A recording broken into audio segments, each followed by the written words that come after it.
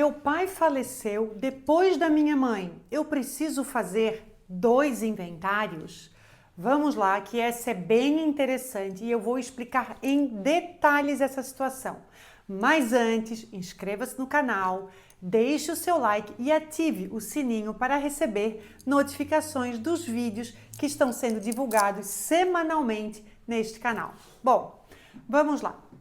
Vamos entender primeiro a situação para que possamos compreender de forma clara o cenário. Seu pai faleceu em 2021, em janeiro de 2021. E você não abriu o inventário do seu pai, não fez o inventário do seu pai. Em novembro de 2021, a sua mãe faleceu, ou seja, você teve 2 falecimentos. E a pergunta vem: eu preciso fazer um inventário só ou eu vou fazer 2 inventários? Bom, em regra, o correto é fazer inventários separados. Mas, porém, quando se trata de patrimônio comum, de situações comuns, você pode tratar tudo no mesmo inventário. Então, esse pai que faleceu e essa mãe eram casados. Você pode abrir um processo de inventário, mas nesse processo de inventário, você vai dividir a herança de cada um e vai transferir a herança de cada um para os filhos. Então, em regra, será um processo que vai dividir o patrimônio dos 2 falecidos. Ah, Fernanda, mas então será só uma tributação? Terá só... Não. Cada transferência de patrimônio incidirá o ITCMD. Vamos à prática.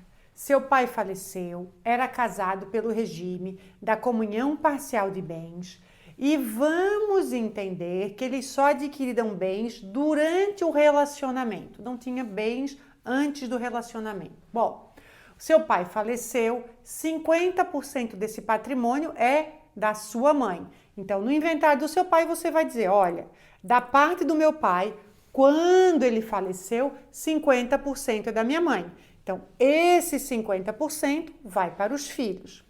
Na sequência, dentro do mesmo processo, você vai dizer, ato contínuo, a minha mãe faleceu e esse 50% que veio lá do patrimônio deles será também dos herdeiros. Então, vai ocorrer uma transferência de patrimônio. Se você fosse fazer o inventário só do seu pai, a tributação seria só sobre a parte do seu pai. Como o seu pai faleceu e depois a sua mãe faleceu, houve aqui também transferência de patrimônio. Então, enquanto num primeiro momento do falecimento do pai iria ser transferido apenas 50% de patrimônio para os filhos, a tributação ia ser uma. Por exemplo, percentual do ITCMD, vamos imaginar que fosse 5%, sobre o inventário do pai aqui, que fosse 500 mil para o pai e 500 mil para a mãe. Sobre esse 500 mil iria incidir o ITCMD, mas aí a sua mãe faleceu depois. Logo, o ITCMD ele vai incidir sobre o 500 mil do pai e o 500 mil da mãe. Então, algumas informações bem importantes. Primeiro, é possível eu fazer o inventário junto? Sim. Quando eles tiverem patrimônio comum, forem as mesmas partes, tiverem os mesmos interesses, é possível sim fazer inventário juntos. Fernanda, haverá redução de tributação porque eu vou fazer inventário junto? Não haverá redução de tributação em relação ao ITCMD, que é o imposto que se paga no inventário. Por que não haverá? Porque a base de patrimônio aumentará. Então, óbvio, o ITCMD também será mais alto. Qual que é o benefício de eu fazer o inventário junto? É porque eu já começo início, meio e fim. Aí lá no final do inventário sai a divisão dos bens. Se você tem 2 irmãos, uma parte para você, uma parte para o seu irmão e uma parte para o outro irmão. Então você organiza tudo.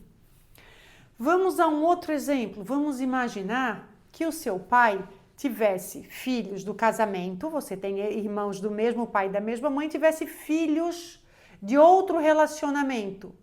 Mesmo assim, eu posso fazer um inventário conjunto do meu pai e da minha mãe? Sim, você pode fazer. O que vai acontecer?